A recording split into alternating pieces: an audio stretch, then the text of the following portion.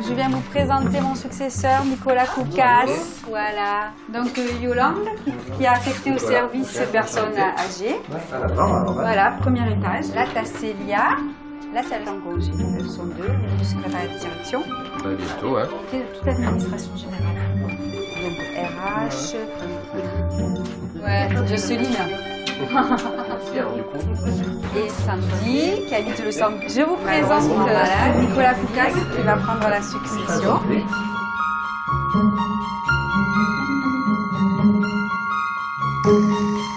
Oui, donc je m'appelle Nicolas Koukas, j'ai 39 ans et je suis donc adjoint au maire d'Arles depuis 2001. Et donc j'ai été réélu en 2014 et j'ai en charge les questions liées aux finances de la ville, aux travaux, le centre communal d'action sociale et aussi le quartier de Trinquetaille, parce que la particularité d'Arles, comme elle est la plus grande ville de France, il y a plusieurs quartiers, villages qui sont sur le territoire arlésien. Depuis qu'un certain nombre d'industries ont été complètement fermées, Arles s'est tourné vers le tourisme et vers la culture. Là, il y a des discussions, des débats qui aura, c'est la démocratie, c'est comme ça. Non, je ne m'attendais pas à voir ce que ça allait entraîner du jour au lendemain. Que ce soit les différentes commissions, la présence dans les différentes réunions, les difficultés qui allaient pouvoir naître aussi dans les rapports avec les autres élus, avec des services aussi, puisqu'il y a ce rapport entre l'élu et les techniciens qui fait qu'il faut quand même avoir une certaine complémentarité pour pouvoir avancer et faire fonctionner la machine de la collectivité. Ah non. Du jour au lendemain, c'est vrai que je me suis retrouvé en costard-cravate. Et donc, ça donne finalement une obligation de sérieux. Je pense que je suis passé de ma jeunesse à la vie d'adulte d'un coup. Il n'y a pas eu de transition. Voilà. Le jour où j'ai été élu, j'ai ressenti que je rentrais dans la vie d'adulte. Vous êtes en recherche d'emploi, il y a un appartement qui se libère. Sur mes permanences, j'ai toujours du monde. Je peux avoir 15 à 16 personnes en 3 heures. De toute façon, je vais être obligé de parce que j'ai plein de monde. On vient toujours voir l'élu pour un problème. Moi, on n'est jamais venu me dire que tout allait bien.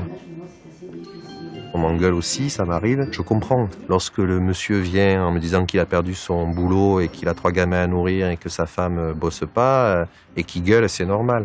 On est tellement dans une société où l'inquiétude grandit de plus en plus, où la souffrance, la détresse sociale, que voilà, ça se comprend. Le moment où on reçoit les réclamations et les doléances des habitants, c'est vrai que c'est des moments toujours très lourds.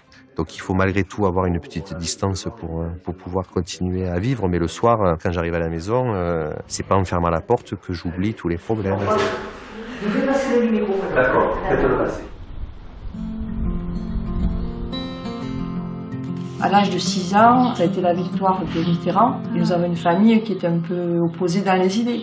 Et là, il y a eu de notre côté un élan de joie formidable, alors que le restant de la famille était quand même un peu décomposé. Ce qui fait qu'à ce moment-là, il y a eu un déclic. Après, il a commencé à nous suivre dans les résultats des élections municipales. Il était très jeune, il pointait déjà les candidats. On ne lui a jamais dit « prends un crayon, un papier, tu vas t'intéresser à ça ». Non, non, non. Ça a été vraiment en lui, quoi. Il a lu le journal très tôt par rapport à ce qui se passait à Arles. Il faisait rire toute la famille avec ça. Mes parents sont d'origine grecque. Mon père est arrivé à Arles avec la crise de 29 et à aucun moment il a souhaité... Enfin, il disait bien qu'un jour il repartirait, mais il n'est jamais reparti. C'était Arles qui l'avait adopté et il souhaitait y rester, quoi. La première expérience de représentation, c'est souvent le mandat de délégué de classe. Donc j'ai été délégué de classe plusieurs années au collège et au lycée. Et après, je me suis passionné pour les études d'histoire et j'ai été amené à rencontrer finalement d'anciens résistants, d'anciens déportés qui avaient vécu des moments de vie tragiques. Et ça a été pour moi un vrai déclic aussi finalement dans l'engagement. Sur la ville d'Arles, depuis 2007, la présence des Roms est continue, c'est-à-dire qu'il y a eu une installation il y a environ 7 ans maintenant. Lors de la dernière expulsion, la soixantaine de Roms est venue s'installer sur le quartier de Trinquetaille. Je peux vous dire que je suis remontée. Mon quotidien est un enfer. Je pèse mes mots. Et depuis 2 ans et demi. D'accord ? C'est-à-dire pas un jour. Non, mais personne ne le sait. Alors, si vous le savez, vous venez habiter chez moi, je vais habiter chez vous, et puis ensuite, on en reparle. Partie de football jusqu'à 10h du soir avec des hurlements sous les fenêtres tous les soirs. Musique et soirées alcoolisées presque tous les soirs de l'été. Un petit supplément. 2 fois par semaine, on brûle du câble électrique pour récupérer le cuivre. Alors, la fumée de PVC dans la chambre, terrible. Il n'y a personne autour de la table qui peut dire que ce que vous vivez est quelque chose de tolérable. On vous le dit depuis le début, donc on le partage à 100%. Je vais prendre une démarche pour qu'on aille ensemble rencontrer le sous-préfet. Je vous accompagnerai, mais ici autour de la table, il n'y a personne qui a la décision de pouvoir procéder à une procédure d'expulsion. Personne. Il fallait à la fois répondre aux inquiétudes des riverains, et puis de notre côté, c'est aussi être confronté à la dureté des conditions de vie des Roms.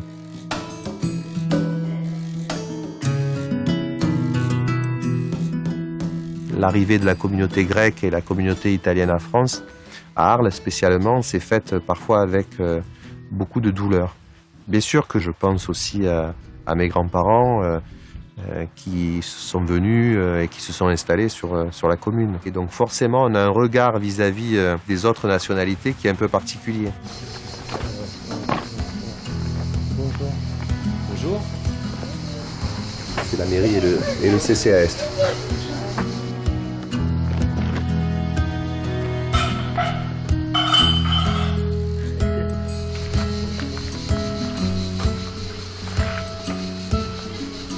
C'est ici une dame qui tous les jours dit que nous fait. Et oui, je les reçois souvent, moi, à la mairie, ils viennent souvent me voir. C'est la première dame, là. Ah oui, c'est ça. Parce qu'elle est infirmière, elle travaille la nuit, donc... Elle exagère un peu. Il fait un peu de discrimination. C'est une dame, je crois que c'est un peu raciste. Non, elle n'est pas raciste. Mais bon, voilà, elle travaille le soir, la nuit. Oui, c'est vrai que c'est difficile pour elle. C'est le voisin, seul voisin qui fait comme ça. Sur les voitures aussi, parce qu'il y en a certains qui roulent vite. C'est l'autre personne qui arrive ici. Je sais pas, il vient beaucoup jeunes, comme marocain, je te dis, algérien. Chef de travail, chef de travail.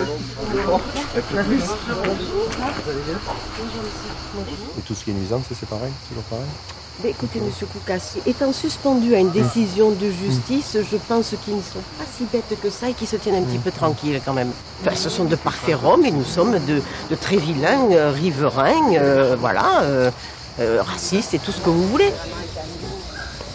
Moi qui veux toujours trouver des solutions à tout, là, ça n'a pas été le cas. Hein, et on est la personne ou le représentant qui est montré du doigt. Un, par les habitants qui disent « mais enfin, qu'est-ce que vous foutez? Pourquoi il n'y a pas de procédure d'expulsion? On n'en peut plus, etc. » Et deux, les Roms ou le collectif qui les défend en disant « mais comment vous êtes élus républicains, vous laissez des gens et des familles dans des conditions de vie aussi déplorables ?» Le terrain, c'est un des plus chers de France. Hein, c'est minimum 15 € par jour, alors que tous les terrains, c'est entre 3 et 8 €, fluide compris. Hein, ce que vous appelez une aire d'accueil. Moi, j'ai un peu du mal, parce que tu sais que la première aire d'accueil qui a été faite, la de 34, c'est Marzahn à côté de Berlin pour mettre les tziganes. Il y a des fois, tu as le droit à 4 mois, il y a des fois, tu as le droit à 3 mois. Faites attention, les gars. Si vous ne prenez pas un voyageur, si vous décidez que c'est à la gueule du client, vous ne reprenez pas quelqu'un, ça ne marche pas. Je vous mets la misère. Je vous mets l'avocat sur le dos, je vous mets la misère. L'autre souci qu'on avait, c'était qu'on avait interdiction de faire des barbecues. Alors pour des gens qui vivent dehors et qui cuisinent dehors, excusez-moi, c'est un peu compliqué. Moi, j'ai pas les réponses à toutes les situations. Ça aussi, il faut pouvoir le dire. On s'aperçoit que l'Europe a un certain nombre de pouvoirs, que les métropoles demain qui vont remplacer les régions ou les départements vont récupérer des pouvoirs. On va créer des espaces qui vont être éloignés du citoyen et il va pas savoir qui demain aller voir si le pouvoir est enlevé aux élus locaux.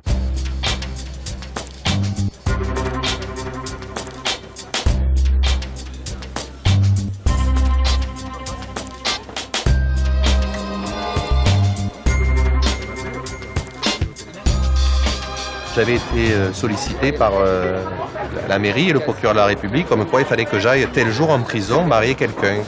Jusque-là, ça va, sauf que c'était vraiment quelqu'un qui avait tué 4 personnes que j'allais marier. Donc j'y suis allé un peu à reculons. pendant toute la lecture des actes du mariage, il va regarder pendant les 10 minutes sans baisser le regard. Et à la fin, il y a le gâteau qui arrive. Le gardien demande alors qui est-ce qui va couper ce gâteau. Et le prisonnier qui était à côté de moi, il me glisse à l'oreille je m'en servirai plus parce que je m'en suis suffisamment servi du couteau. Donc ça m'avait... Il doit sortir Non, mais je pense qu'il sortira pas. Ah, il sortira pas. Avec mes copains, je ne parle jamais politique. Je veux pas être celui qui va aborder ça en premier. Quand on va aborder la politique, c'est parce que d'autres vont l'aborder, mais moi, je vais jamais l'aborder avant.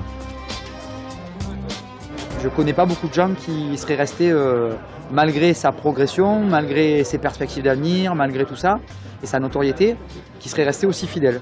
Quand tu fais partie de la vie privée d'un homme politique, les gens ils ont l'impression que tu es là quasiment par intérêt. Je le dis haut et fort, j'ai jamais demandé une place de corrida à Nicolas, et d'autres choses encore plus... j'ai pas besoin de permis de construire, je me suis démerdé tout seul, j'ai pas besoin, voilà, j'ai jamais demandé de piston pour mes enfants, c'est pas du tout ma démarche. Et ça le sera jamais d'ailleurs. Je vois pas, j'imagine pas l'amitié et la politique liées, c'est deux choses différentes. Il y a aussi beaucoup d'interrogations par rapport à ça, mais c'est pas quelque chose de fréquent. Les gens ne sont pas non plus très favorables à ce genre de pratique. Donc c'est pas une habitude qui est quand même répandue dans le quotidien des élus, dans le quotidien d'une ville. Alors après ça peut arriver. De pouvoir dire non aussi c'est important.